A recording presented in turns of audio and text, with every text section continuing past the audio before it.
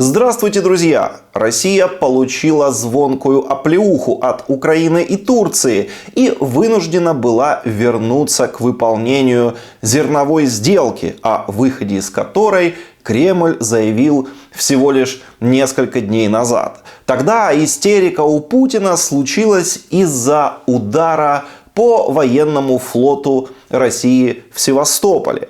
И, как обычно бывает в таких случаях, получив военный удар, понеся военное поражение, Россия решила отыграться на гражданских целях. Россияне нанесли удары по украинским электростанциям, то есть по гражданским объектам, а также заявили о выходе из зерновой сделки. Фактически это означало, что российский флот будет препятствовать вывозу зерна из Украины. Но дальше началось самое интересное. Быстро выяснилось, что российский флот теперь банально не в состоянии исполнить угрозы Кремля. Если в самом начале войны российские корабли вели себя в Черном море очень вольготно, подходили практически вплотную к берегу, их можно было увидеть невооруженным глазом из Одессы. Они могли высаживать десант на остров Змеиный, то с появлением у Украины современного дальнобойного оружия и дронов ситуация резко изменилась. Россия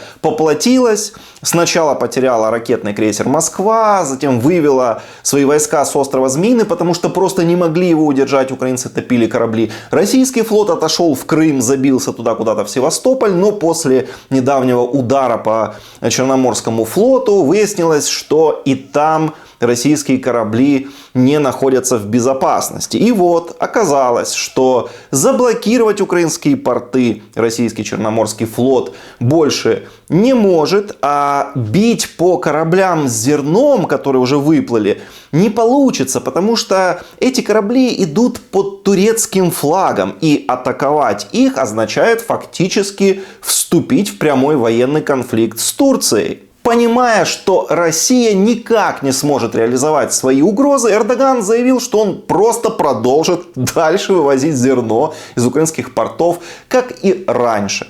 А турецкие эксперты стали просто откровенно насмехаться над угрозами Кремля на своих эфирах. Вот я просто для примера сейчас покажу фрагмент эфира с турецким экспертом. Он на английском языке, но я сделал субтитры просто, чтобы было понятно. The blockade, how the blockade is continuing. Russia doesn't have naval assets. At the beginning of the war, Russia had naval assets in the Western Black Sea. So far, what we witness is the ultimate collapse of Russian armed forces. Their Black Sea Fleet commander is fired. They cannot bring out their ships. Their ships are getting hunted in their headquarters. How they are enforcing this blockade? The blockade, even the use word of if they had military assets, okay, they have nothing. They have nothing to enforce, really. В этой ситуации России не осталось ничего, кроме как унизительно утереться и сообщить о том, что она остается в зерновой сделке. Российская Федерация считает, что полученные гарантии на данный момент представляются достаточными и возобновляет реализацию соглашения «Инициатива по безопасной транспортировке зерна и продовольствия из портов Украины».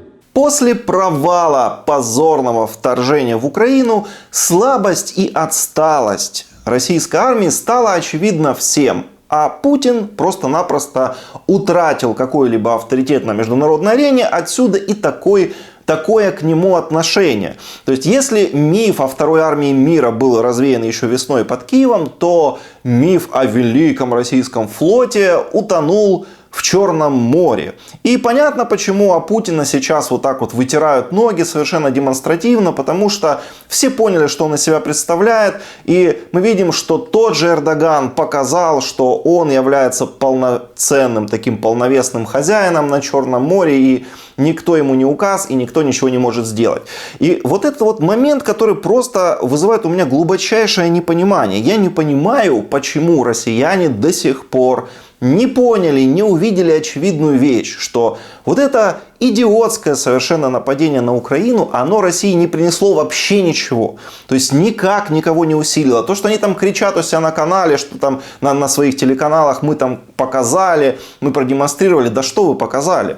То есть вы показали просто слабость России. Весь авторитет, который был, весь престиж Путин просто взял и уничтожил просто своими руками. Вот этот пример с зерновой сделкой ярчайшее тому подтверждение. То есть Россия не добилась вообще ничего не получает, кроме какого-то бесконечного позора. То есть все убедились, что Россия слаба. То есть Путин не увеличил, не раздул авторитет, не показал силу, а показал слабость. И теперь, конечно же, результатом этого всего будет колоссальный вред и очень высокая цена, которую Россия заплатит. Поэтому наилучший выход для россиян — это просто вот остановиться прямо сейчас, прекратить эту дебильную войну, пока не поздно. Потому что чем дольше это будет продолжаться, тем большую цену они потом будут платить, тем сильнее будет ущерб. И вот таких моментов будет еще очень-очень много. И это не я придумываю, это не украинская пропаганда. Это то, что каждый может увидеть своими глазами и